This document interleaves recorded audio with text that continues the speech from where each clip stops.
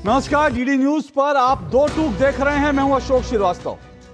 इन दिनों देश की राजनीति में संविधान के नाम पर, अभिव्यक्ति की आजादी के नाम पर, और जो संविधान की बात करते हैं, अभिव्यक्ति की आजादी की बात करते हैं, उनका एक अलग ही लेवल पे खेल चल रहा है।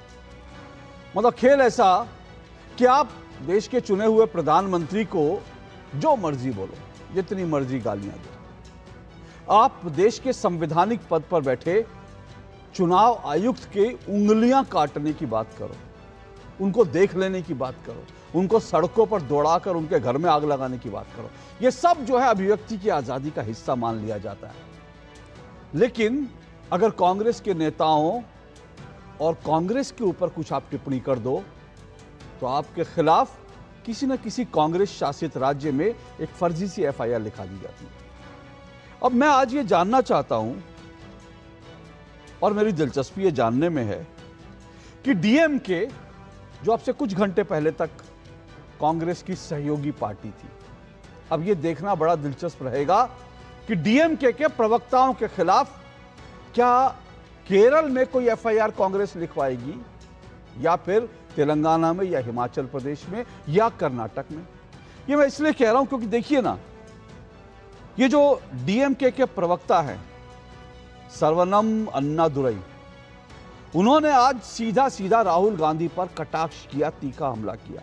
उन्होंने कहा राहुल गांधी ने पार्टी बदलने पर रवनीत बिट्टू को संसद की सीढ़ियों पर गद्दार कहा।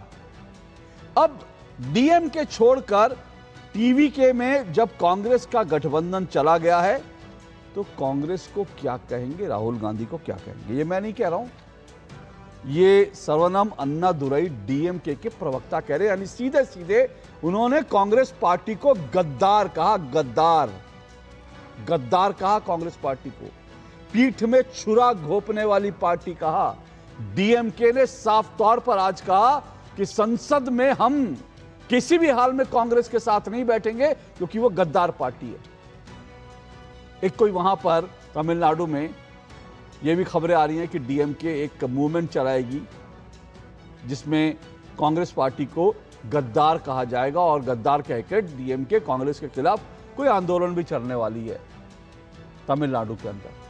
अब ये कांग्रेस और डीएमके गठबंधन में थे, एक गठबंधन में, आज क्या इनका हश्र हो रहा है? ये बड़ी खबर है, ये बड़ी खबर है, क्योंकि सिर्फ बात डीएमके और कांग्रेस की नहीं है। आज अखिलेश यादव ने भी एक ऐसा ट्वीट किया जो कहीं पे निगाहें कहीं पे निशाना, कहीं पे निगाहें कहीं पे निशाना। अखिलेश यादव का ट्वीट जो है मैं दिखाऊंगा, उस पर चर्चा भी करूंगा। वो सीधा सीधा ऐसा लगता है उन्होंने कांग्रेस पार्टी पर एक तीखा प्रहार किया है, कहीं पे निगाहें कहीं पे निशाना। और ये जो इंडी गठबंधन है, मैं माफ कीजिएगा इंडी गठबंधन कह रहा हूं, हो सकता है इसको लेकर भी मुझ पर कोई लोग जो है प्रहार करें, लेकिन अब क्या करूं? अब मुझे जब आज लिखना था, जब मुझे शीर्षक बनाना था कि इंडी गठबंधन, खंड खंड इंडी गठबंधन, तो मैं खंड खंड इंडिया तो नहीं लिख सकता था। अब आज के शीर्षक में मैंने जो शब्द इस्तेमाल किया, इंडी गठबंधन में दरार, तो मैं इंडिया में दरार तो नहीं लिख सकता था। यह मेरा आज का शीर्षक है, बंगाल में भगवा सरकार, इंडी गठबंधन में तकरार। अब मैं यहां इंडी गठबंधन की जगह इंडिया लिख देता तो कितना खराब लगता कि मैं अपने देश के बारे में लिख रहा हूं, इंडिया में दरार, इंडिया में तकरार। तो मैं ये नहीं लिखना चाहता था, इसलिए इंडी गठबंधन मैंने शब्द इस्तेमाल किया। अब उसमें किसी पर आपत्ति हो तो मैं क्या कर सकता हूं, क्योंकि मैं भारत के ऊपर, कम से कम भारत को लेकर कि खंड खंड हो गया, टुकड़े टुकड़े हो गया, चिंदी चिंदी हो गया, तकरार हो गई, जो है दरार हो गई, ये सब मैं इंडिया के बारे में नहीं लिख सकता था। लेकिन ये जो मेरा आज का शीर्षक है, इसमें इंडी गठबंधन की बात तो है, लेकिन बड़ी एक दूसरी खबर जो है वो बंगाल से आई है, पश्चिम बंगाल से। पश्चिम बंगाल में पहली बार कल बीजेपी का मुख्यमंत्री शपथ लेने जा रहा है। यह अपने आप में बहुत बड़ी खबर है, क्योंकि शुवेंदु अधिकारी को बीजेपी ने आज अपने विधायक दल का नेता चुन लिया। अमित शाह खुद गए थे, और अमित शाह की मौजूदगी में अमित शाह ने ऐलान किया, तमाम विधायकों की मौजूदगी में, कि शुवेंदु अधिकारी के अलावा किसी का नाम नहीं आया। अब मैंने शुरू में एफआईआर और बाकी सब चीजों की बात करी, अभिव्यक्ति की आजादी और बाकी चीजों की बात करी, तो यह भी बता दूं शुभेंदु अधिकारी के खिलाफ, क्योंकि वो जमीन पर ममता बनर्जी से लड़ रहे थे, उनके अत्याचारों, उनके करप्शन के खिलाफ लड़ रहे थे, तो शुभेंदु अधिकारी पर 140 एफआईआर हैं, 140 एफआईआर और मुकदमे जो है टीएमसी ने करे थे।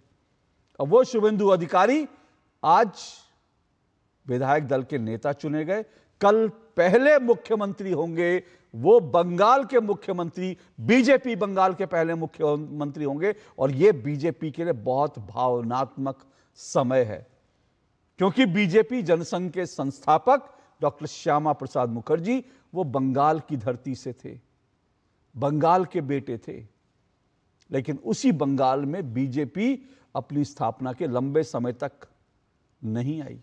1980 में बीजेपी की स्थापना हुई थी, 26 साल तक जो है बंगाल में बीजेपी सरकार में नहीं आई, देश भर के तमाम राज्यों में उसकी पताकाएं फहराई, दक्षिण के 1-2 राज्यों को छोड़ करके, लेकिन अब बीजेपी बंगाल में अपनी सरकार बनाने जा रही है। तो आज दो टूक में इन बड़ी खबरों पर, इस बड़ी डेवलपमेंट पर चर्चा जरूरी है। बंगाल में भगवा सरकार और उधर इंडी गठबंधन में दरार, इसी पर चर्चा करेंगे। इससे पहले आगे बढ़ें, जरा पश्चिम बंगाल में क्या हुआ और आप अखिलेश यादव का ट्वीट भी देखिए और साथ साथ डीएमके की नाराजगी भी देखिए।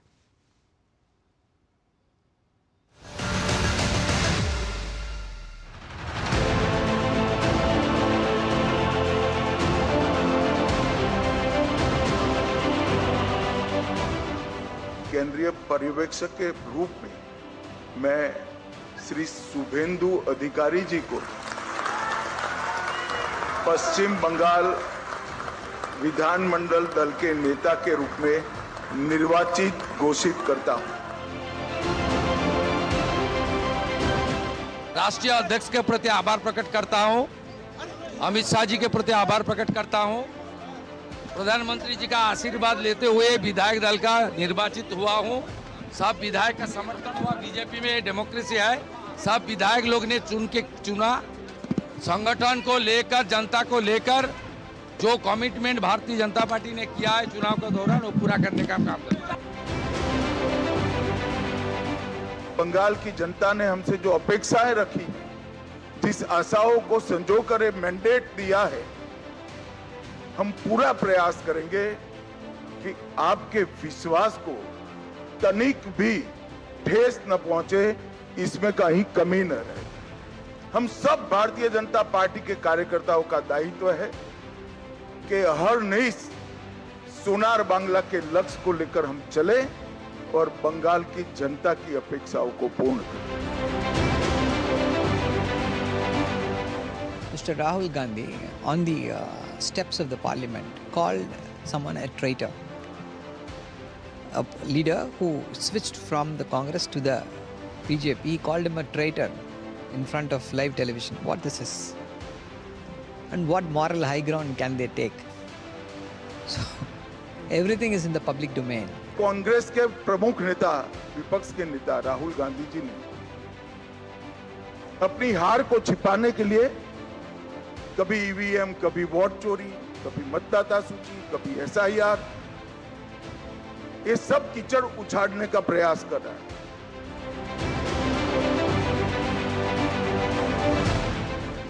आज बंगाल जो 50 साल और उससे ज़्यादा कुछ नहीं मिला, आज वो बंगाल को हम लोग सब कुछ देंगे।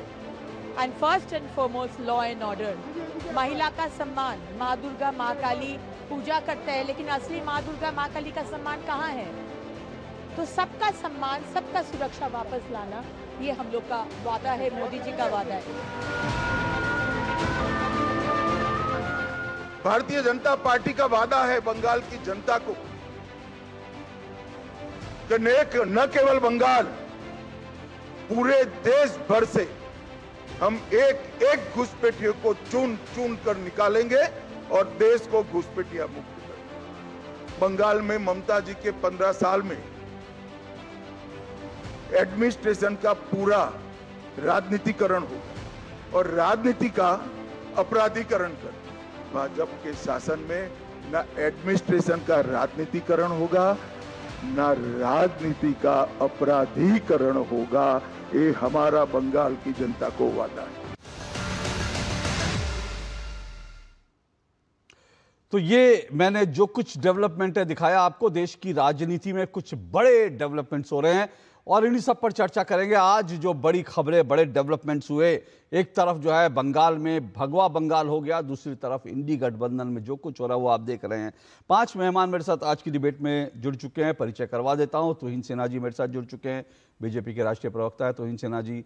मेरे साथ तहसीन पूनावाला जी जुड़ चुके हैं, राजनीतिक विश्लेषक है तहसीन पूनावाला जी। किशोर तिवारी जी मेरे साथ जुड़े हैं, शिवसेना यूबीटी के वरिष्ठ प्रवक्ता हैं, शिवसेना यूबीटी के किशोर तिवारी जी। अशोक यादव जी मेरे साथ जुड़े हुए हैं, समाजवादी पार्टी के प्रवक्ता, और स्टूडियो में अनुराग वर्मा मेरे साथ जुड़े हुए हैं, वरिष्ठ पत्रकार है। आप पांचों मेहमानों का शुक्रिया, स्वागत। शुरुआत तहसीन पूनावाला और तुहिन सिन्हा, आप दोनों से मैं करना चाहता हूं, और मैं आज चाहूँगा दोनों से अलग अलग विषयों पर बात रखने के लिए। तुहिन सिन्हा जी, शुरुआत में आपसे करना चाहता हूँ। बीजेपी के लिए बड़ा भावुक पल है, बीजेपी के जो संगठन है, संगठन के लिए बड़ा गर्व का पल है। वो पश्चिम बंगाल जहां अब से करीब 1-1.5 दशक पहले तक बीजेपी की स्थिति 0 पर थी, बीजेपी को कोई कंटेंडर नहीं मानता था, वो पश्चिम बंगाल जो कभी लाल लेफ्ट का दुर्ग होता था, आज वो भगवा हो गया। लाल किले को, लाल किला नहीं कहना चाहिए, लाल किला भारत की शान है, लेकिन जो इन्होंने लाल रंग का जो एक बना रखा था अपना गढ़, उसको आज बीजेपी ने भगवा कर दिया। कैसे कहेंगे आप? तुहिन जी की आवाज दीजिए तुहिन जी की। निश्चित रूप से अशोक जी, ये बंगाल के इतिहास में, जिसको इंग्लिश में कहते हैं वाटरशेड मोमेंट, एक ऐतिहासिक क्षण है। और श्यामा प्रसाद मुखर्जी जो जनसंघ के संस्थापक थे, वो बंगाल से ही थे। दुर्भाग्यवश पिछले 49 वर्षों में, पहले 1975 में जब लेफ्ट पार्टियों ने वहां पर अपना कब्जा जमाया 1977 में, और उसके उपरांत 2011 में जब टीएमसी सत्ता में आई, पिछले 49 वर्षों में ईश्वर चंद विद्यासागर जी का बंगाल, रविंद्रनाथ टैगोर जी का बंगाल, स्वामी विवेकानंद जी का बंगाल, कहीं ना कहीं ऐसा लगता था उस बंगाल को ममता बनर्जी हुसैन सोहरावर्दी का बंगाल बनाना चाहती थी। तो टीएमसी जो कि आज एक माफिया राज चला रही थी, उसके चंगुल से बंगाल को बाहर निकालना, ये बंगाल के लिए नहीं, पूरे देश के लिए एक बहुत बड़ी उपलब्धि है। और यह पुनरुत्थान का क्षण कल शुरू होने वाला है। कितने सौभाग्य की बात है कि रविंद्रनाथ टैगोर की जयंती पर यह क्षण आरंभ होने वाला है। यह सांस्कृतिक पुनरुत्थान का भी क्षण है और यह आर्थिक पुनरुत्थान का भी क्षण है बंगाल के लिए। तो निश्चित रूप से, और जैसा कि माननीय गृह मंत्री अमित शाह जी ने आज कहा है, बंगाल की यह जीत उन लगभग 350 कार्यकर्ताओं को समर्पित है जिनको अपनी जान गंवाना पड़ा था केवल पिछले 10 वर्षों में। तो निश्चित रूप से यह सबसे बड़ा क्षण है एक कार्यकर्ता की जीत। बीजेपी के लिए बहुत बड़ा क्षण है, बहुत बड़ा पल है। लेकिन इंडी गठबंधन के लिए क्या है तहसीन पूनावाला जी? घर को आग लग रही है घर के चिराग से, और दिल्ली में 7 राज्यों में 2-2 हाथ, और हाथ क्या, आज तो कहना चाहिए कि आज तो लातें भी चल गई।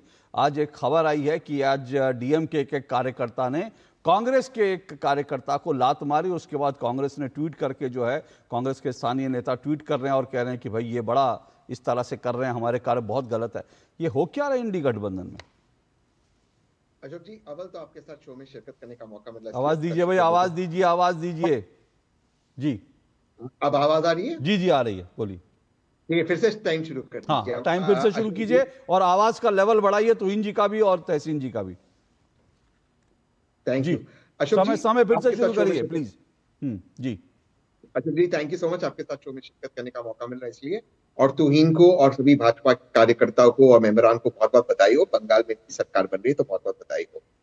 हिपोक्रेसी की हम बात करें इसके पहले शुभेंदु अधिकारी जी की एक बात मैं बता देता हूँ। एक वीडियो बीजेपी ने डाला था, नारदा कैश स्कैम, जिसके अंदर उन्होंने आदरणीय शुभेंदु अधिकारी जी को कैश लेते हुए पकड़ा था कैमरा के ऊपर। वो वीडियो डिलीट हो गया। शुभेंदु अधिकारी जी अब सम्मानित मुख्यमंत्री बन गए वेस्ट बंगाल के, ठीक उसी तरह जैसे हिमंता बिस्वा शर्मा जी पे भाजपा ने आरोप लगाया। तो हिपोक्रेसी पे भाजपा से किसी को लेक्चर नहीं चाहिए। ऐसा कोई सगा नहीं जिसको भाजपा ने ठगा नहीं। आते हैं इंडिया अलायंस के ऊपर। इंडिया अलायंस मजबूत है, बहुत ज्यादा मजबूत है। इनफैक्ट मैं चैलेंज करता हूं आपके शो के ऊपर, क्या डीएमके की हिम्मत है लोकसभा के अंदर वो कांग्रेस के विपरीत आदरणीय प्रधानमंत्री और भाजपा के साथ वोट करें, तमिलनाडु में समाप्त हो जाएगी। डीएमके के पास कोई चांस ही नहीं है, उनके हमारे साथ ही डांस करना होगा। जहां तक सवाल है तमिलनाडु का, तमिलनाडु की आवाम, तमिलनाडु की जनता ने विजय को चुना है। विजय ने कहा है कि नेचुरल अलायंस कांग्रेस के साथ है, कांग्रेस को कोई सत्ता नहीं चाहिए, कांग्रेस और तमिलनाडु के लोग दोबारा से चुनाव में ना जाए, उनको कोई परेशानी ना हो, इसलिए अपना संवैधानिक कर्तव्य निभा रहे हैं। वो तो कांग्रेस ये कर रही है क्योंकि खुद विजय ने कहा हमारा नेचुरल अलायंस है, वरना कांग्रेस को सत्ता का कोई लोभ नहीं, वो तो तमिलनाडु की जनता के साथ के लिए विजय को समर्थन। तहसीन जी जब आप बोल रहे थे, एक मिनट आ रहा हूँ तुहिन जी, तहसीन जी जब बोल रहे थे मुझे एक पुराना गाना की कुछ लाइनें याद आ रही हैं। कितनी मासूम लग रही हो तुम, तुम्हें कोई कातिल कहे तो वो झूठा है। मतलब कितनी मासूमियत से जो है तहसीन ने जो है पूरी इस विजय के साथ जो गठबंधन है डीएमके के साथ जो धोखा किया है, जो पीठ में छुरा घोंपा है, उसको कितनी सफाई से उन्होंने गोलमोल करा। चलिए ठीक है, ये तो आपकी इच्छा है, आप डीएमके को सीधा सीधा चैलेंज कर रहे हैं तो डीएमके के नेता जवाब देंगे इसका, लेकिन बोलिए तुहिन से। अशोक जी, बड़ा अन्याय होगा अगर मैं कांग्रेस और डीएमके के विषय पर ना बोलूं। बिल्कुल, तो आपको मौका दूंगा। मुझे भी राहुल गांधी की आज की स्थिति को देखकर एक गाना याद आ रहा है। घरौदा फिल्म का गाना है, गुलजार के लिरिक्स हैं उसमें। एक अकेला इस शहर में, रात में और दोपहर में, आबोदाना ढूंढता है, आशियाना ढूंढता है। तो ये तो आज राहुल गांधी और कांग्रेस की हालत हो गई है। लेकिन मुझे दुख इस बात का है कि देखिए यही कांग्रेस पार्टी कितनी अवसरवादी पार्टी है। मई 2022 में एमके स्टालिन ने राजीव गांधी की हत्या में जो एक कन्विक्टेड व्यक्ति था उसको उन्होंने फेलिसिटेट किया था, उनका अभिनंदन किया था। उसका नाम है एजी पेरीवालन। तब यही कांग्रेस पार्टी सत्ता के लोभ में डीएमके का साथ निभाती रही, और आज जब सत्ता से बाहर हुई है डीएमके तो तुरंत जो है बाहर हो गए। तो ये अवसरवाद सभी लोगों ने देखा, सभी इंडिया अलायंस के गठबंधन पार्टनर्स ने देखा। यही अवसरवाद इन्होंने महाराष्ट्र में दिखाया था। सितंबर 2019 में उद्धव ठाकरे का वीडियो है, आज भी वो उपलब्ध है, जहां उद्धव ठाकरे कह रहे हैं सावरकर के संदर्भ में कि राहुल गांधी अगर मुझे मिल जाए तो मैं उसे चप्पल से मारूंगा। 45-50 दिन बाद इन्होंने सत्ता के लोभ में वहां भी समझौता कर लिया था। तो ऐसी पार्टी निश्चित रूप से इंडिया अलायंस को भी लगता है कि ऐसी पार्टी का कोई जरूरत नहीं है, और तहसीन को मुझे लगता है कि समाजवादी पार्टी अब ज्वाइन कर लेना चाहिए। तहसीन रिस्पॉन्ड कीजिए, समाजवादी पार्टी ज्वाइन कर लेनी चाहिए आपको। पार्टी कांग्रेस के साथ आएगी, आप काहे फिक्र करते हो? आज आपने देखा समाजवादी पार्टी कांग्रेस के साथ आएगी। आपको एक चीज समझना होगा तुहिन जी, आज पूरे देश में ऐसे कई देश के नागरिक है, मजबूत नागरिक है, 18-20% भारत के नागरिक है जो सिर्फ और सिर्फ राहुल गांधी जी में उम्मीद देखते हैं, और उनके लिए सभी विपक्षी दल एक साथ आएंगे राहुल गांधी जी के नेतृत्व। शुक्र है तुहिन जी, आपने 18-20% बोला और आपने इसकी संख्या ज्यादा नहीं बताई।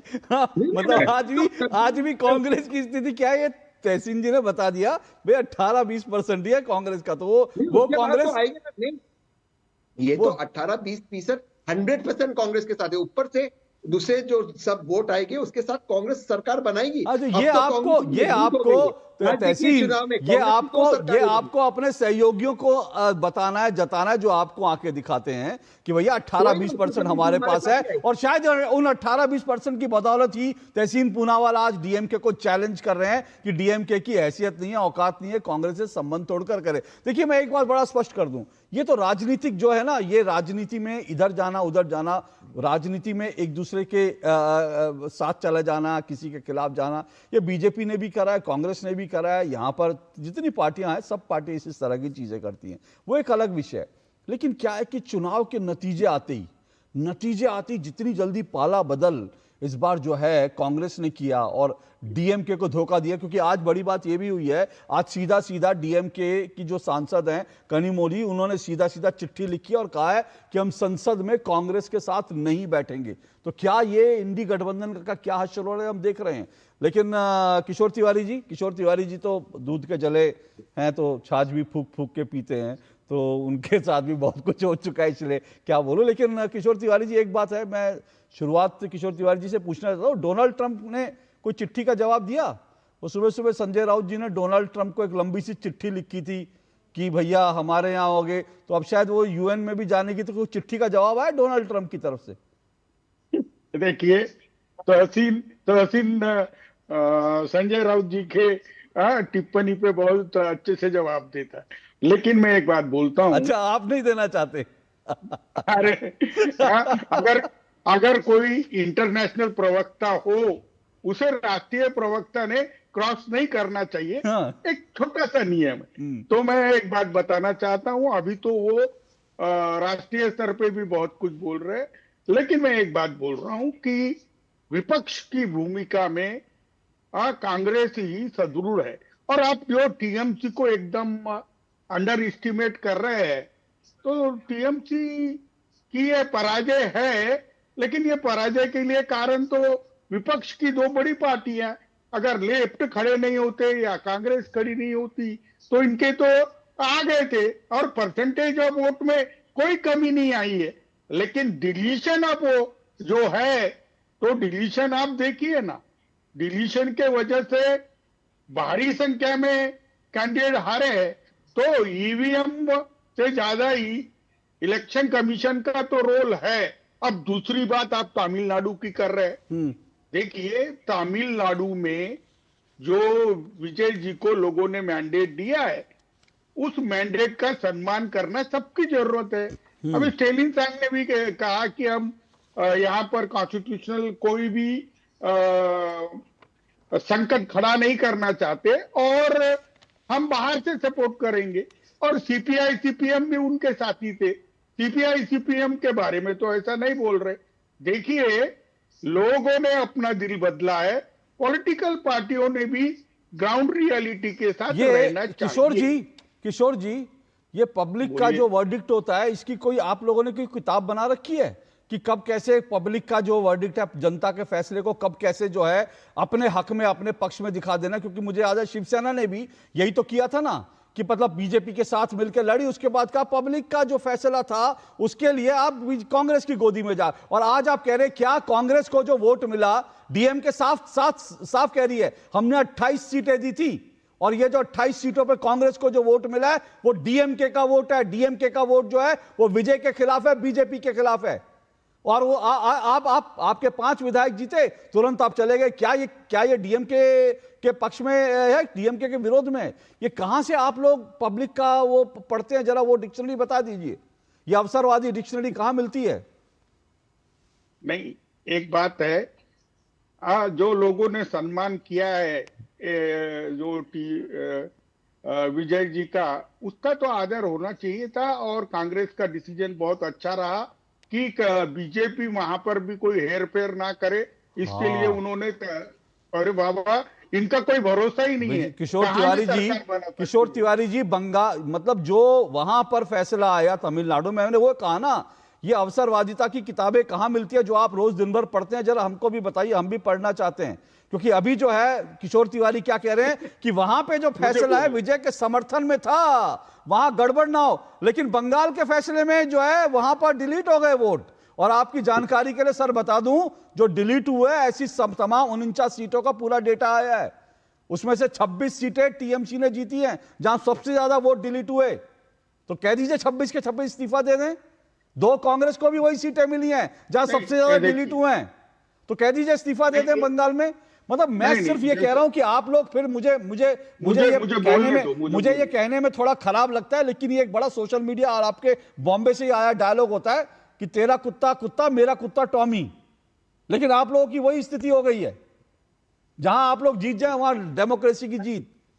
और अब वहां विजय के साथ जाना है तो भैया ये तो पब्लिक का फैसला है, विजय के साथ जाना है। लेकिन बीजेपी ने चुनाव गड़बड़ी करके जीता है। बीजेपी की जो जीत हुई है वो ठीक नहीं है, वो तो वो डिलीट करके, तमिलनाडु में तो वो डिलीट ही नहीं हुए।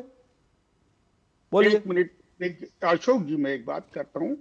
महाराष्ट्र के चुनाव में जिस प्रकार का मैंडेट महायुति या बीजेपी और उसके अलाइंस को आया था, उसके बाद तो हमारा कॉन्फिडेंस बहुत डेवलप हो गया है कि ये कुछ भी कर सकते, ये किसी भी हालत में चुनाव जीत सकते। और बीजेपी की जीत बंगाल में प्रजातंत्र की हार है, ये बात आप कबूल क्यों नहीं करते? हाँ, ये फिरका परस्त ताकतों का जमघोड़ा हो गया था केवल लोगों को भारत में आर्थिक प्रश्नों पे नहीं बोलना, इकोनॉमिक इश्यूज पे नहीं बोलना। कौन सी फिरका परस्त ताकत है सर? किशोर तिवारी जी, कौन सी फिरका परस्त ताकत है, जरा बताइए। आज के हालत में सबसे बड़ा पोलराइजेशन जो कर रही है वो बीजेपी है। वाह, इकोनॉमिक इशू पे नहीं, बहुत बढ़िया। इशू पे नहीं, इसके लिए किशोर तिवारी बधाई के पात्र हैं, बधाई के पात्र हैं। हिंदू हृदय सम्राट बाला साहब ठाकरे की पार्टी जो है, आज उसको इस बात की चिंता हो रही है कि हिंदू वोट पोलराइज हो रहा है। उसको इस बात की चिंता हो रही है कि हिंदू वोट जो है बीजेपी की झोली में जा रहा है, तो उसको इस बात की चिंता हो रही है, खराब लग रहा है कि ये वोट जो है बीजेपी के पास क्या जा रहा है। जब ममता बनर्जी कहती थी कि जय श्री राम नहीं चलेगा, खाल खिंचवा दूं, तब यही टीएमसी वाले चुप, यही जो है शिवसेना यूबीटी वाले चुप मार के बैठे थे। सर, आप जिस दिन समझ जाएंगे ना आप लोगों का हश्र क्यों हुआ, जिस दिन आप समझ जाएंगे उस दिन आप लोग पता चल जाएगा। लेकिन जल्दी से एक रिस्पॉन्ड नहीं, अब आपने बीजेपी को फिरका पार्टी कहा है, तो भैया तुहिन सिन्हा रिस्पॉन्ड करेंगे, फिर मैं अशोक जी के पास आता हूं। देखिए, मैं क्या रिस्पॉन्ड करूं, ये तो मतलब 2012 से जब से माननीय बाला साहब ठाकरे की मृत्यु हुई है, तब से दुर्भाग्यवश उद्धव जी एक अलग लाइन ले रहे थे। इसलिए 2014 में भी हमारी नहीं बनी थी, 2014 में भी हमने अलग कंटेस्ट किया था। फिर से हमने एक मौका दिया इनको, लेकिन हमने यही देखा कि तुष्टीकरण की राजनीति अब इनकी असल पहचान बन चुकी है। और जो इन्होंने फिरौती राज चलाया था 2.5 साल में मुंबई के अंदर कांग्रेस के साथ, उसके बाद तो सवाल ही नहीं उठता है कि कभी उद्धव ठाकरे और हमारी पार्टी साथ में आ सकती है। लेकिन तुहिन जी एक बात के मेरा जवाब दो, तुहिन जी एक बात का जवाब दो। अरे आपके 100 सवाल का जवाब दूंगा मैं। अरे मैं बताऊं, बोलिए। सुरेंद्र अधिकारी का जो भ्रष्टाचार का पैसे लेते वाला वीडियो है, वो वीडियो आपने डिलीट किया, मैंने किया। दूसरा, देखिए, बहुत सारे आरोप लगते हैं, बहुत सारे आरोप लगते हैं। अगर आपके पास वीडियो है तो आप दिखा दीजिए। अभी बहुत सारे आरोप लगते हैं, लेकिन वो अगर आरोप प्रमाणित नहीं हो रहे हैं, अगर इन्वेस्टिगेशन में कुछ नहीं निकल रहा है, तो आप कितनों को जो है अवसर से वंचित रखेंगे। स्वाभाविक है कि आज ममता बनर्जी का एम्पायर अगर खत्म हुआ है, तो शुभेंदु अधिकारी की भूमिका सबसे अहम है। और तुहिन मैं एक बात ऐड कर दूं आपको कि अमित शाह जी ने बोला कि राजनीतिकरण नहीं करेंगे, प्रशासन में राजनीति नहीं घुसने देंगे। जरा महाराष्ट्र में आके देख लेना किस तरीके से प्रशासन का। बिल्कुल देख, अरे मैं बोल, सुनिए ना, ये महाराष्ट्र की सुनिए महाराष्ट्र की एक मिनट, मुझे महाराष्ट्र पर आज डिबेट नहीं करनी है सर, मुझे आज महाराष्ट्र पे डिबेट नहीं करनी है। एक मिनट रुकिए ना, महाराष्ट्र में आप लोगों का क्या होगा क्या नहीं होगा, अभी तो जनता फैसला सुना चुकी है। मुंबई जो कभी शिवसेना का गढ़ था, शिवसेना की नीतियों के कारण और संजय राउत के कारण शिवसेना के वहां से भी, मुंबई से भी पैर उखड़ गए। अभी तो आप लोग आत्मचिंतन कीजिए किशोर तिवारी जी, फिर आइएगा बात करने के लिए। लेकिन मुझे अशोक यादव जी के पास में आता हूं, फिर मैं आ रहा हूं, रुकिए। अशोक यादव जी, हम वो नहीं जो मुश्किलों में साथ छोड़ दें। देते शुभेंदु अधिकारी जी को, आज यही अंतर है। आज बाला साहब ठाकरे होते तो स्वयं आशीर्वाद देते, शुभकामनाएं देते शुभेंदु अधिकारी जी को। और देखिए उद्धव ठाकरे को कितनी प्रॉब्लम हो रही है। चलिए ठीक है सर, वो उनकी पार्टी है, उनकी पार्टी ने लाइन बदल ली, उनकी पार्टी ने बाला साहब ठाकरे की लाइन छोड़ दी, तो उसमें आप क्या कर सकते हैं और किसी को क्या करना है, उनकी पार्टी का फैसला है, वो उनकी पार्टी तय करेगी कि उनको किस लाइन पे जाना है। लेकिन अशोक यादव जी, हम वो नहीं जो मुश्किलों में साथ छोड़ दें। किसने साथ छोड़ा है, किसका और किधर इशारा है, थोड़ा समझाइएगा प्लीज, इधर उधर जाने से पहले। नहीं, देखिए अशोक जी, समाजवादियों का इतिहास रहा है कि हम लोग जिसके साथ रहते हैं, अच्छे वक्त में बुरे वक्त में, हर वक्त में उसके साथ रहते हैं। यही बात हमारे राष्ट्रपति जी ने लिखी है। अब इसको आप लोग कहाँ जोड़ रहे हैं, कहाँ घटा रहे हैं, और इसको तो मैं नहीं कह पाऊंगा। लेकिन हमने समाजवादियों को लेकर के हमारे राष्ट्रपति जी ने कहा कि हम ऐसे नहीं हैं कि बुरे वक्त में अपने सहयोगी का साथ छोड़ दें। और इंडिया गठबंधन के हम, अशोक जी आप बोलिए, आप अपनी बात रखिए। लेकिन आपने कहा ना कि हाँ किसको जोड़ रहे हैं। सर, हम जोड़ने वाले कौन होते हैं? आप भी राजनीतिक प्राणी हैं, प्रवक्ता हैं, आप अच्छी तरह से जानते हैं। एक तरफ डीएमके कहती है, आज ही डीएमके कहती है कि पीठ में कांग्रेस ने छुरा घोंपा, गद्दारी की, और आज उसके बाद जो है ये ट्वीट आ जाता है अखिलेश यादव का, हम वो नहीं, और उसमें स्टालिन के साथ, हम वो नहीं जो साथ छोड़ देते हैं। तो ये कहाँ की इशारा है, ये हमको कोई बताने की जरूरत थोड़ी है। इतने मासूम आप भी मत बनिए सर, वो अलग बात है, आपकी राजनीतिक मजबूरियां आपको इसको डिकोड करने की इजाजत नहीं देंगी, लेकिन देश तो देख रहा है ना, देश तो समझ रहा है ना कि कहाँ इशारा करा। देखिए अशोक जी, मतलब मीडिया क्या समझ रही है या विपक्ष क्या समझ रहा है, भारतीय जनता पार्टी क्या समझ रही है, मैं उसके चक्कर में नहीं पड़ता। हमारा ये मानना है कि समाजवादी पार्टी कांग्रेस पार्टी का यहाँ पे गठबंधन है और हमारा नेचुरल अलायंस है, इसमें कहीं कोई दिक्कत नहीं है। उत्तर प्रदेश में और पूरे देश में हमारा गठबंधन है। हमारे गठबंधन की सहयोगी पार्टी टीएमसी, हमारे गठबंधन की सहयोगी पार्टी डीएमके। तो अब उसके गठबंधन धर्म के नाते हमारा भी फर्ज बनता है कि हमारा दोस्त अगर कोई बुरे वक्त में है तो उसको ढाढ़स बढ़ाना, उसके बुरे वक्त में उसके कंधे पर हाथ रखना, ये तो हमारी परंपरा रही है ना, हमारे देश की परंपरा रही है। इसी परंपरा का निर्वहन हमारे राष्ट्रीय अध्यक्ष जी ने किया कि हमारे जो बुरे वक्त में साथी थे उनके कंधे पे हाथ रखा, उनको ढाढ़स बंधाया। अब इस बात को लेकर के बिना मतलब की खबरें चल रही है, समझ नहीं आ रहा है कि ऐसी खबरें क्यों चल रही हैं। नहीं तो हम बंद कर देते, खबरें नहीं चलाते, चैनल बंद कर देते। आप लोग तो वैसे भी पत्रकारों को आजकल जो है उल्टा सीधा कहने में और पत्रकारों को अखिलेश जी जैसे प्रेस कॉन्फ्रेंस में हड़काते हैं, तो आप लोग की तो आदत है, आप लोग चाहते हैं ये भी बंद कर दे, तो मतलब इतना तो हम बुद्धि लगाएंगे ना अपने। लेकिन एक चीज छोटी सी आपसे पूछता हूँ, ये ममता बनर्जी हारी किस लिए है?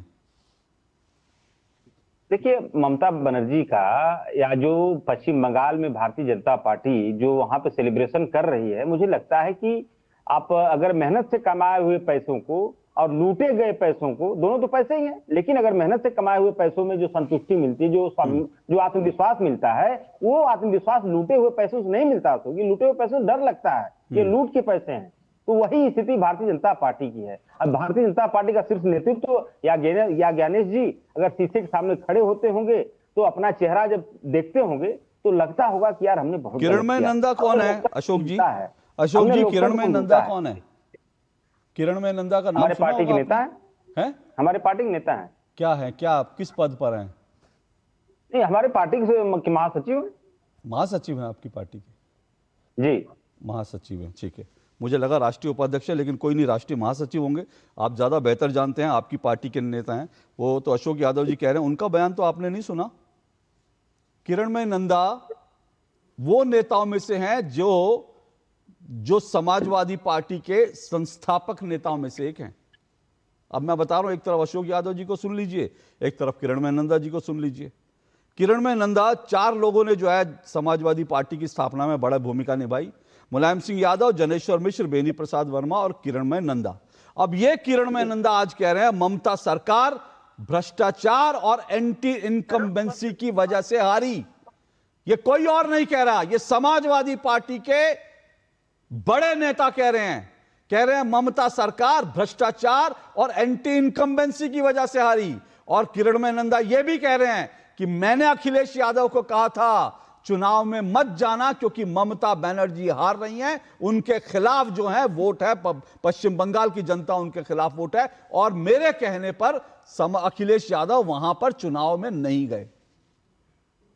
अब किसको सच मानूं, आपको सच मानूं या किरण में? मुझे ये भी बता, आ रहा हूं तहसीन जी, ये भी बता दीजिएगा, आप सीनियर है कि किरणमय नंदा सीनियर हैं? देखिए यहाँ पर सीनियर जूनियर का सवाल नहीं है, वो हमारी पार्टी के सीनियर मोस्ट नेताओं में से एक हैं और किरणमय नंदा जी का सम्मान हम सभी लोग करते हैं। और दूसरी बात जहां तक है, हमारे पार्टी में अशोक जी इंटरनल डेमोक्रेसी है, और अगर किसी बड़े नेता हो या छोटे नेता हो, अगर उनको कोई अपनी बात रखनी है तो उनके ऊपर हमारे राष्ट्रीय अध्यक्ष जी का कोई हंटर नहीं चलता कि आप अपनी बात नहीं, बिल्कुल सही कह रहे हैं, अपनी बात रख सकते हैं। बिल्कुल आपकी बात से सहमत हूं, आपकी बात से अशोक जी बिल्कुल सहमत हूं, क्योंकि आपके जो अध्यक्ष अखिलेश जी वो तो बहुत विनम्र व्यक्ति हैं, लेकिन आप ही की पार्टी के प्रवक्ता जो किरणमय नंदा के सामने शायद निक्कर पहनकर घूमते होंगे, अमीक जामाई और सचिन रावत, उन्होंने कहा है किरणमय नंदा को पार्टी से निकाल देना चाहिए। ये मैं नहीं कह रहा हूं, आपकी पार्टी के वो प्रवक्ता कह रहे हैं जो आपकी पार्टी के संस्थापक किरणमय नंदा के सामने निक्कर पहनकर घूमते होंगे। आज क्योंकि किरणमय नंदा ने सच बोल दिया, कह दिया कि भैया ममता बनर्जी एंटी इनकम्बेंसी भ्रष्टाचार की वजह से आ रही है, तो 2 प्रवक्ताओं, इतने बड़े प्रवक्ता हो गए कि आज किरणमय नंदा को पार्टी से निकालने की बात कर रहे हैं। अब आप जरा उनसे ब्रीफ ले लीजिएगा, उसके बाद आप बोले। तहसीन बोलिए, क्या कहना चाह रहे हैं? अशोक जी, आज मैं आपसे बहुत नाराज हूं। बोलिए। क्यों? मैं आज आपसे बहुत नाराज हूं। आजकल मेरे से सब लोग नाराज चल रहे हैं, आप भी नाराज हो सकते हैं। आज आपसे आप जबरदस्ती कह रहे हैं कि अखिलेश जी नाराज है कांग्रेस से। मैं आपको पहले ही शुरुआत में मेरे ओपनिंग स्टेटमेंट में कहा, हाँ, हमारे से कोई नाराज नहीं है। आप उनके प्रवक्ता की बात सुने, ये सारे हमारे साथ है। आप देख लीजिए, कनी मोई जी कुछ भी लिखे, कुछ भी करे, क्या वो आदरणीय मोदी जी और अमित शाह जी के साथ वोट कर सकते हैं? ये सारे हमारे साथ है, हम सब साथ नहीं, साथ किसने हैं। कहा कि नहीं किसने नहीं मुझे ये बताइए ना, ये किसने कहा कि जो कांग्रेस के साथ नहीं है, राहुल गांधी के साथ नहीं है, उसको मोदी के साथ ही जाना जरूरी है? कहीं लिखा है क्या? विजय चुनाव लड़े, एक मिनट, विजय चुनाव लड़े तो विजय किसके साथ थे? क्या बीजेपी के साथ थे? वो डीएमके से भी लड़े, कांग्रेस से भी लड़े, बीजेपी से भी लड़े। क्या ममता बनर्जी कांग्रेस के साथ थी क्या? वो वहां किससे लड़ी? वो सब कांग्रेस से भी लड़ी, लेफ्ट से भी लड़ी, बीजेपी से भी लड़ी। ये कहां से फॉर्मूला आप दे रहे हैं कि जो कहीं नहीं है वो जो है आप ही के साथ है? आता हूं, एक मिनट, आ रहा हूं जी। बहुत अच्छा सवाल आपने पूछा, बहुत ही अच्छा सवाल पूछा। आदरणीय ममता जी ने राहुल जी की बात को नकारा हरियाणा और महाराष्ट्र चुनाव के बाद। उन्होंने कहा कि राहुल जी को चुनाव लड़ना नहीं आता है, इलेक्शन कमीशन में कोई धांधली नहीं है। आज खुद ममता जी आए, मैं आपको बता रहा हूं, आप यूं ही, आपको मैं चैलेंज करता हूं, आपको एक सपा का प्रवक्ता, एक टीएमसी का प्रवक्ता नहीं मिलेगा जो कहेगा हम कांग्रेस के साथ नहीं। भाई मैं आपको कह रहा हूं, 20% भारत के लोग हमारे साथ है, आप समझ नहीं रहे हो। मैं समझ रहा हूं, आप नहीं, आप समझिए, अखिलेश जी कुछ भी मेरे भाई सारे इधर हमारे साथ रहेंगे। आपको समझना होगा, हमारे पास देश की ताकत है, हम साथ साथ है। ये ठीक है, आपको लगेगा, आप पूछ ले हम आपके हैं कौन, कोई नहीं, सब हमारे साथ आएंगे, सब हमारे। अच्छा, जहां तक सवाल है विजय का, विजय ने आपने बिल्कुल सही कहा, हमारे खिलाफ लड़े, लेकिन विजय खुद आए, उन्होंने खुद का यही असली कांग्रेस है, सबको हमारे साथ आना है और हम सबके साथ ही रहेंगे। आज संजय राउत जी, जिनको मैं नियता इंटरनेशनल लेवल का कॉमेडियन मानता हूं, उन्होंने भी कहा कि राहुल जी सही कह रहे थे, उन्होंने ममता जी को कहा। तो आप समझिए, जो भी इसमें जो भी आपको डिफरेंस दिखेंगे, सब मेरे साथ ही आएंगे। अशोक जी, अब आप खुद ही तहसीन जी खुद ही संजय राउत को जो है इंटरनेशनल कॉमेडियन कह रहे हैं और खुद ही कह रहे हैं कि उन्होंने आज सही कहा। मतलब अब आप राजनीति कर रहे हैं और कॉमेडियन की बात को गंभीरता से लेकर उनकी बात को मार रहे हैं। तो तहसीन जी, आपका क्या असर होगा मैं नहीं जानता। वो जो कॉमेडियन है जिसकी आप बात कर रहे हैं, मेरे हिसाब से नहीं, आपके हिसाब से जो इंटरनेशनल कॉमेडियन है वो अपनी पार्टी को तो डुबा ही चुके हैं, और भगवान ना करे आपकी पार्टी का भी हश्र वही हो जो अपनी पार्टी का कर चुके हैं। उसको हम दूरी रखेंगे, बट सवाल ये है कि ये बात देखिए, चाहे शिवसेना उद्धव ठाकरे जी हो, चाहे एनसीपी सुप्रिया सुले हो, चाहे विजय हो, डीएमके हो, ममता जी हो, थोड़ा बहुत चलते रहता, आएंगे सब हमारे साथ ही। थोड़ा बहुत चलता रहता, तो इन थोड़ा बहुत चलता रहता है भाई, सब कांग्रेस के साथ सब लोग हैं। आप लोग इतना खुश मत होइए कि गठबंधन बिखर जाएगा। एक डीएमके है वो नाराज है तो क्या हुआ, क्या फर्क पड़ता है? आ रहा हूं किशोर जी, आ रहा हूं। अखिलेश यादव नाराज है नहीं है ये तो वही बता पाएंगे, लेकिन मैं तो एक कहावत है ना, निंदक नियरे रखियो। तो अगर अखिलेश यादव सच्चे दोस्त हैं, मुझे लगता है कि टीएमसी को उन्हें आईना दिखाना चाहिए था, अन्यथा वो मुश्किल में खड़े नहीं हो रहे हैं, वो मुश्किलें बढ़ा रहे हैं। क्या अखिलेश यादव को कल नहीं कहना चाहिए था जब वो गए थे मिलने कि ममता बनर्जी आप क्विट करिए, आप इस्तीफा दीजिए, आपको कोई अधिकार नहीं है कि आप जो है इस पद पर बने रहें और संविधान का उल्लंघन कर रही हैं आप इस्तीफा नहीं देकर। क्या अखिलेश यादव ने ये कहा? नहीं कहा। ये जो माफिया की तरह धमकियां दे रही थी टीएमसी, उस वक्त क्या अखिलेश यादव ने कहा कि ये नहीं देना चाहिए? तो ऐसे दोस्त जो हैं वो मुश्किलें बढ़ाते हैं, और अखिलेश यादव भी अगर वो एक अलग लाइन नहीं लेंगे, अगर वही उनके साथ ही खड़े दिखे हुए, तो उत्तर प्रदेश में वही हश्र होने वाला है समाजवादी पार्टी का जो टीएमसी का बंगाल में हुआ है। ओके, किशोर तिवारी जी। नहीं, तहसीन की एक बात से मैं थोड़ा सा नाराज भी हुआ, क्योंकि प्रवक्ता है हमारे पार्टी के और प्रमुख प्रवक्ता है, तो आपकी अभी को डुबा दिया है उसने। सुनिए किशोर जी, आज अगर वो सुनिए किशोर जी, उसने जो कुछ भी आपकी पार्टी के साथ किया, मुझे आपकी पार्टी से ना कोई लेना ना कोई देना, मैं आपको सब कह रहा हूं, ये जितना अपना मुंह सुबह सुबह खोलता है उतने आपकी पार्टी के रोज वोट कट्टे। इसका महाराष्ट्र में एक स्पेशल बीट हो गया है, रिपोर्टर्स इसका बीट कराते हैं और रोज सुबह इसका मजाक उठता है।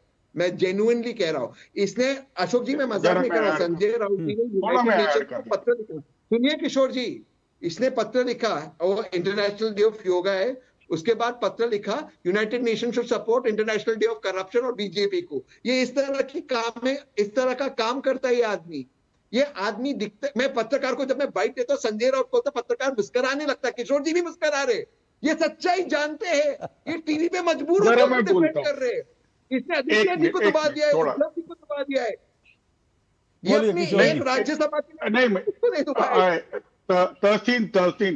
तहसीन में एक बात बोलता हूं, मैं अशोक जी को बोलूंगा कि संजय राउत पर एक बार स्पेशल डिबेट रख दे और उस वक्त हम बताएंगे कि सर माफी चाहता हूं, मेरे पास इतना व्यर्थ का टाइम ना मेरे पास है, ना ऐसा व्यर्थ का टाइम मेरे पास है, ना ही जो है मेरे दर्शक जो हैं संजय राउत पर मैं डिबेट करूं 1 घंटे की, मतलब वो तो वही हो जाएगा, फिर मुझे कोई कॉमेडी शो ही करना पड़ेगा सर, जैसा तहसीन जी ने कहा। तो अगर जिस दिन मेरा आपसे वादा है जिस दिन 2 टूक में कपिल शर्मा और ऐसे सुनील पाल वगैरह कॉमेडियंस को बुलाऊंगा, उस दिन संजय राउत जी को भी जरूर बुलाऊंगा, ये मेरा आपसे वादा है।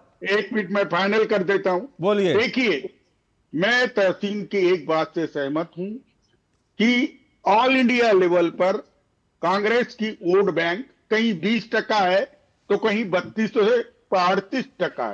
अब ये जो है, जो कांग्रेस का नेशनल प्रेजेंट है और ये छोटी छोटी रीजनल अपोजिशन की पार्टियां हैं, ये सब एक हो जाएंगे तो 2029 में इनकम्बेंसी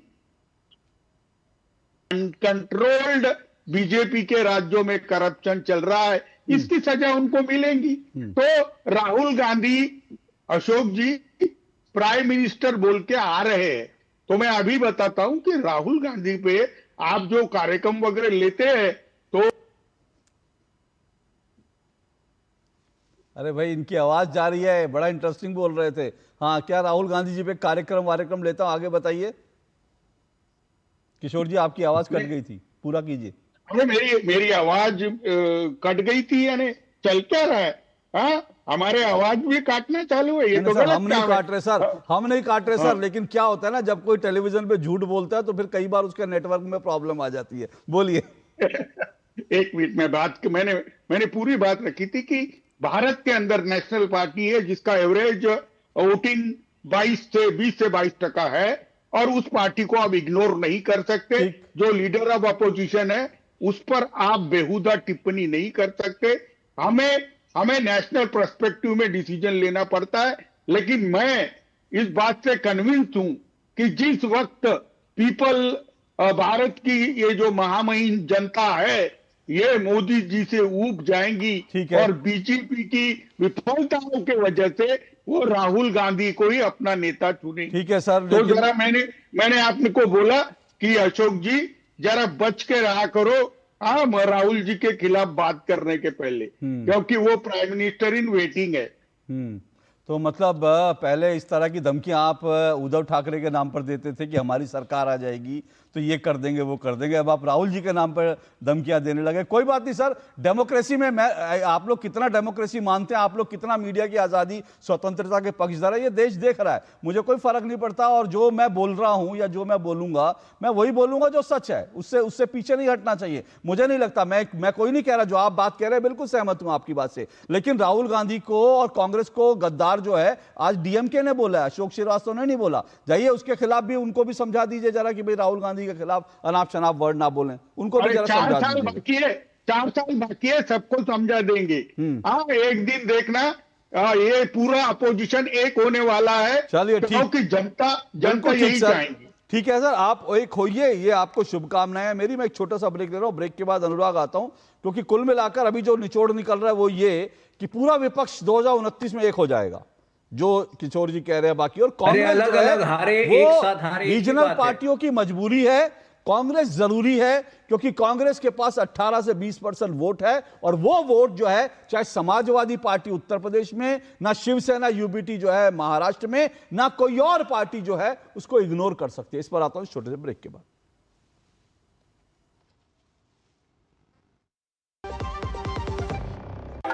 चीरते तोड़ते कुटते गिरते नानी दादी का नाम याद आता है।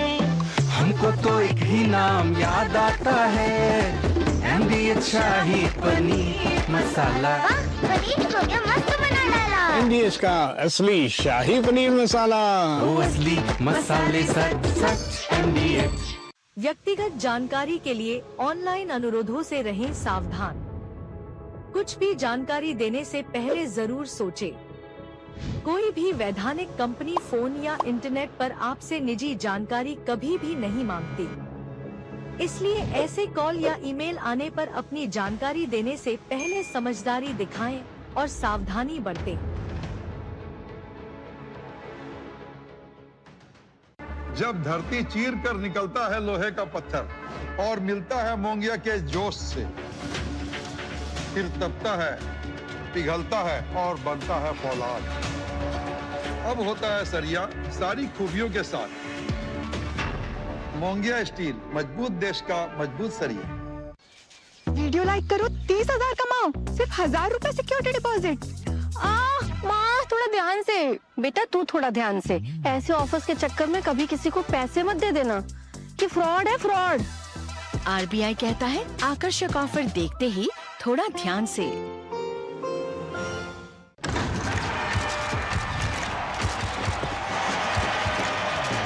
क्रिकेट हो या म्यूचुअल फंड्स, सही फोकस है सबसे जरूरी। आप खुश हैं कि नहीं? मार्केट ट्रेंड के बाद शोर को म्यूट करके अपने इन्वेस्टमेंट्स में डटे रहने में ही समझदारी है, क्योंकि म्यूचुअल फंड्स सही है। म्यूचुअल फंड निवेश बाजार जोखिमों के अधीन है। योजना से जुड़े सभी दस्तावेजों को ध्यान से पढ़ें। उस एक बीमारी ने हमारी जिंदगी बदल दी। हॉस्पिटल का बिल इतना था कि ना तो घर खर्च के पैसे बचे, ना EMI भरने के। लेकिन फिर कुछ ऐसा हुआ जिसकी हमें उम्मीद नहीं थी। सर, आपका हेल्थ इंश्योरेंस क्लेम अप्रूव हो गया। पॉलिसी बाजार ऐप पर 1 करोड़ का हेल्थ इंश्योरेंस सिर्फ 550 रुपए महीने से शुरू। हर सपना किसी मजबूत नींव पर खड़ा होता है। हर पुल, हर इमारत, हर सफर भारत की प्रगति की डोर है। Steel authority of India limited, जहां विज्ञान सपनों को आकाश देता है, वहां भी है सेल। सेल देश की सुरक्षा का अटूट कवच। जहां स्वास्थ्य और देखभाल की बात हो, वहां भी है सेल। हर घर, हर सपना, हर विजय देश के कण कण में छुपा है। सेल का भरोसा हर किसी की जिंदगी से जुड़ा हुआ है। सेल। गोल्डी छोले मसाले, जहाँ जाए रिश्ते बनाए। गोल्डी लाए हैं फ्रेश लॉक टेक्नोलॉजी, जो रखे मसालों को हर समय फ्रेश। चलिए, दो टूक आप देख रहे हैं। दो टूक में हम चर्चा कर रहे हैं। एक तरफ बंगाल में जो है वो भगवा लहर है, दूसरी तरफ जो है अगर देखें तो इंडी गठबंधन में जो दरार दिख रही है उसी पर चर्चा कर रहे हैं। 5 मेहमान मेरे साथ जुड़े हुए हैं। अनुराग, अभी तहसीन जी ने कहा कि कांग्रेस दरअसल मजबूरी है क्षेत्रीय पार्टियों की। हालांकि अगर 2 चुनाव में अभी देख लूं तो अभी बिहार में चुनाव हुए थे, बिहार में कांग्रेस को 6 सीटें थी। ये कह रहे हैं, तहसीन जी कह रहे हैं 18-20% कांग्रेस का वोट है। बिहार में कांग्रेस का वोट प्रतिशत 8.7% था। और अभी जो बंगाल में है, बंगाल में कांग्रेस को 2 सीटें मिली हैं, 3.27% वोट है। तो मुझे नहीं पता 18% है, राष्ट्रीय स्तर पे 20% है, लेकिन इतना जरूर है कांग्रेस के जीते हुए ज्यादातर उम्मीदवार जो हैं वो मुस्लिम हैं। और कहीं ना कहीं जो है किसी भी पार्टी को अगर मुस्लिम वोट बैंक चाहिए तो उसको लगता है, चाहे वो शिवसेना UBT क्यों ना हो, उनको भी अगर मुस्लिम वोट बैंक चाहिए तो उनको लगता है कांग्रेस के साथ जाना जरूरी है। क्योंकि राष्ट्रीय स्तर पर लोगों को लगता है कि बीजेपी, खास करके मुस्लिम जो बीजेपी को हराना चाहते हैं, उनको लगता है कि अगर हमको बीजेपी को हराना है तो हमको कांग्रेस के साथ ही जाना पड़ेगा। और वही छोटे छोटे पार्टियों का सबसे बड़ा लालच है। अशोक जी, यहाँ पे सबसे बड़ी जो, अगर आप इंडिया गठबंधन या इंडी गठबंधन जो भी आप कहें उसकी अगर बात करते हैं तो देखिए ये इंडिया गठबंधन जो है वो एक ऐसी शेल कंपनी की तरह हो गया है कि जिसकी फाइल सिर्फ जब चुनाव आता है तब निकलती है, उस पर डिस्कशन होता है, उस पर बातें होती हैं, गठबंधन होगा नहीं होगा, क्या नहीं होगा, अल्टीमेटली जो भी हुआ या नहीं हुआ, उसके बाद चुनाव के बाद वो फिर फाइल वापस रख दी जाती है स्टोर रूम में। इंडिया गठबंधन सिर्फ चुनाव के टाइम पे 2 महीने की बातचीत होती है, इससे आगे कुछ नहीं होता है। इंडिया गठबंधन जो पूरा बना था उसके पीछे विचार ये था कि जो मुस्लिम मतदाता है देश में 18-20% जितना भी है, वो डिवाइड ना हो, वो एक जगह आए और वो बीजेपी को हराने के लिए इस्तेमाल किया जा सके। इसके अलावा इंडिया गठबंधन का कहीं कोई अस्तित्व नहीं है। इंडिया गठबंधन टोटल जो उसकी पूरी आइडियोलॉजी है वो मुस्लिम तुष्टीकरण की राजनीति है कि मुस्लिम तुष्टीकरण से कैसे हमें सरकार बनानी है। अब आप देखिए, अगर पिछले चाहे आप बिहार का चुनाव देखें, चाहे महाराष्ट्र का चुनाव देखें, वेस्ट बंगाल का आप चुनाव देख लें, जो मुस्लिम तुष्टीकरण की राजनीति थी वो पूरी तरह से फेल हो चुकी है। इस समय मैं आगाह करना चाहता हूं समाजवादी पार्टी को कि आपके चुनाव सबसे नजदीक हैं। मुस्लिम तुष्टीकरण की राजनीति जिस तरह से फेल हुई है, आपको कुछ नया चिंतन करने की आवश्यकता है। ये मुस्लिम तुष्टीकरण की राजनीति अब सत्ता की चाबी किसी पार्टी को या किसी राजनेता को नहीं दिलाने वाली है। ये कम से कम वेस्ट बंगाल में सिद्ध हो गया है, क्योंकि काउंटर पोलराइजेशन, जब किसी चीज की अति हो जाती है ना, जब क्रिया होती है तो प्रतिक्रिया होती है, एक्शन होता है तो रिएक्शन होता है। वो रिएक्शन ऐसा हो गया है कि अगर आपने पोलराइजेशन किया, आपने सारे नियम कानून संविधान को एक तरफ रख के एक कम्युनिटी को खुश करने में लग गए, उससे क्या हुआ, काउंटर पोलराइजेशन हो गया। जो काउंटर पोलराइजेशन हुआ वो ज्यादा बड़ा हो गया। आपको लगता है यूपी में भी काउंटर पोलराइजेशन हो सकता है? यूपी में बिल्कुल काउंटर पोलराइजेशन। भाई आप जब इस तरह की बात, आप वो उनके मेन जो कैंपेन लीड कर रही थी सयानी घोष के जो गाने आप सुनिए, जो उनके बयान थे वो शर्मनाक थे। क्या वो काउंटर पोलराइजेशन के लिए पर्याप्त नहीं थे? अखिलेश जी जाके उन्हीं को लोगों को सांत्वना दे के आए हैं। क्या उन्हें इस चीज की आलोचना नहीं करनी चाहिए थी कि किसी भी धर्म का या किसी भी देवी देवता के मानने वालों का इस तरह से अपमान नहीं करना चाहिए? लेकिन अशोक जी, एक भाई यहां पे एक प्रॉब्लम कांग्रेस के साथ भी है। कांग्रेस के साथ, भाई इंडिया गठबंधन में आप माने या ना माने, हम माने या ना माने, लेकिन भाई 99 सीट तो उन्हीं के पास है ना। बिल्कुल, सबसे बड़ा भाई लीडर ऑपोजिशन उनके पास है। तो कुछ भी हो जाए, कांग्रेस अपोजिशन का, इंडिया अलायंस का मेन घटक तो रहेगा ही रहेगा। अब प्रॉब्लम क्या है कि कांग्रेस में सिर्फ और सिर्फ कांग्रेस का मतलब राहुल गांधी और प्रियंका गांधी हो गए, तो अपोजिशन का जो फेस बन जाते हैं वो ये दो चेहरे बन जाते हैं। समस्या यहीं आ जाती है और इसी में सबके ईगो टकराने लगते हैं, एम टकराने लगते हैं। यही इंडिया गठबंधन के कोलैप्स का सबसे बड़ा कारण होता है। आपने जो मुस्लिम तुष्टीकरण की बात की, एक छोटा सा वीडियो, फिर मैं जल्दी से आखिरी कमेंट के लिए आऊंगा। तहसीन जी 1 मिनट, एक छोटा सा वीडियो मैं दिखाना चाहता हूं। ये जो तुष्टीकरण की राजनीति है ना, आपने, अनुराग ने कहा देवी देवताओं का अपमान, अरे ये लोग क्रांतिकारियों को भी नहीं छोड़ते। ये लोगों का मुस्लिम तुष्टीकरण इस तरह से है, ये लोग क्रांतिकारियों को भी नहीं छोड़ते। अभी किशोर जी ज्ञान दे रहे थे, लेकिन वीर सावरकर के अपमान पर ये लोग भी घी पीकर, जो है घी पीकर यानी फेविकॉल पीकर बैठे रहते हैं जब वीर सावरकर का अपमान होता है, और उसके लिए गालियां किसी और को सुननी पड़ती है। और ये अपने आप को महाराष्ट्र का बेटा कहते हैं किशोर तिवारी जी, वीर सावरकर के अपमान में। लेकिन मैं कह रहा हूं कि किस तरह से क्रांतिकारियों का अपमान हो रहा है। केरल में कांग्रेस और इंडियन यूनियन मुस्लिम लीग का गठजोड़ है। वो इंडियन मुस्लिम लीग, मुझे बताने की जरूरत नहीं उसका बैकग्राउंड क्या है। आपको एक छोटा सा वीडियो दिखाता हूं केरल का, जहां पर भगत सिंह का पोस्टर फाड़ दिया इंडियन यूनियन मुस्लिम लीग के लोगों ने, इसलिए क्योंकि वो जीत गए हैं। जरा देखिए, वो जरा चलाइए वीडियो। ये देख रहे हैं आप, इंडियन यूनियन मुस्लिम लीग के जो लोग हैं, उन्होंने केरल में एसएफआई की तरफ से ये पोस्टर लगाया गया था जिसमें भगत सिंह आपको दिखाई दे रहे हैं, अमर शहीद भगत सिंह, और अपनी राजनीतिक खुंदक में भगत सिंह का पोस्टर निकाल करके, फाड़ करके जमीन पर फेंक दिया गया। आपको एसएफआई को नीचा दिखाना है, आपको लेफ्ट को नीचा दिखाना है, दिखाइए, लेकिन आप भगत सिंह का पोस्टर फाड़ने की जरूरत कैसे कर सकते हैं? लेकिन ये इंडियन यूनियन मुस्लिम लीग है और ये मुस्लिम तुष्टीकरण की इंतहा है। बोलिए तहसीन जी, कुछ शर्मिंदगी होती है पोस्टर देखकर? इस पोस्टर को जिस तरह से फाड़ा, ये वीडियो देखकर शर्मिंदगी होती है आपको भी? मुझे तो होती है, बहुत शर्म आती है। और जो मैं इसीलिए आपको कह रहा हूं अशोक जी कि इलेक्शन कमीशन पूरी तरह से फेल हो चुका है, चाहे वो वेस्ट बंगाल हो चाहे केरला, प्रशासन उनके हाथ में। जैसे ही केरला में कांग्रेस की सरकार आएगी, इंडियन यूनियन मुस्लिम लीग को कुछ नहीं बोलेंगे, क्योंकि मुस्लिम तुष्टीकरण यहीं से दिखता है। तहसीन तो हालांकि नहीं है मुस्लिम तुष्टीकरण वाले, लेकिन आज ये पोस्टर दिखाने के बाद जो लोग पोस्टर फाड़ रहे थे इंडियन यूनियन मुस्लिम लीग के तहसीन ने उनके खिलाफ एक शब्द नहीं बोला, लेकिन एजेंडा चुनाव आयोग को गाली देने का है। लेकिन भगत सिंह का पोस्टर फाड़ने वालों के लिए अभी ऐसे ही वीर सावरकर का पोस्टर फाड़ा जाएगा ना, तो किशोर तिवारी चुप रहेंगे। गुस्सा तो आता है, देश के लोगों को आता है, हमारे जैसे लोगों को आता है जिन्होंने किताबों में पढ़ा कि हमें आजादी भगत सिंह और वीर सावरकर जैसे लोगों के कारण मिली है, लेकिन इन लोगों को सत्ता के लालच में सब कुछ दिखाई नहीं देता। नॉन बेलेबल ऑफेंस होने चाहिए इनके ऊपर। किसके? आईयूएमएल के खिलाफ जो भी जिन्होंने भगत सिंह, शुक्रिया तहसीन, जो भी। देखिए अशोक जी, लंबे समय से राहुल गांधी आईयूएमएल को व्हाइट वॉश करने का प्रयास कर रहे हैं। जून 2023 में अमेरिका में राहुल गांधी का बयान था, they are perfectly secular, certificate बांट रहे थे। 1.5 महीने बाद जुलाई 2023 में आईयूएमएल ने एक जुलूस निकाला था केरल के अंदर, जिसमें धमकियां दी थी। उनके स्टूडेंट विंग ने जुलूस निकाला था जिसमें धमकियां दी गई थी कि हिंदुओं को मंदिरों के बाहर बांध के मारा जाएगा। राहुल गांधी ने कुछ नहीं कहा। तो आईयूएमएल को मेन स्ट्रीम करने का काम एक नीति के तहत राहुल गांधी काफी समय से कर रहे हैं, और मुझे लगता है कि जब तक ऐसी वारदातों का वो खंडन नहीं करते हैं तब तक उनका पतन, राष्ट्रीय पतन तय है।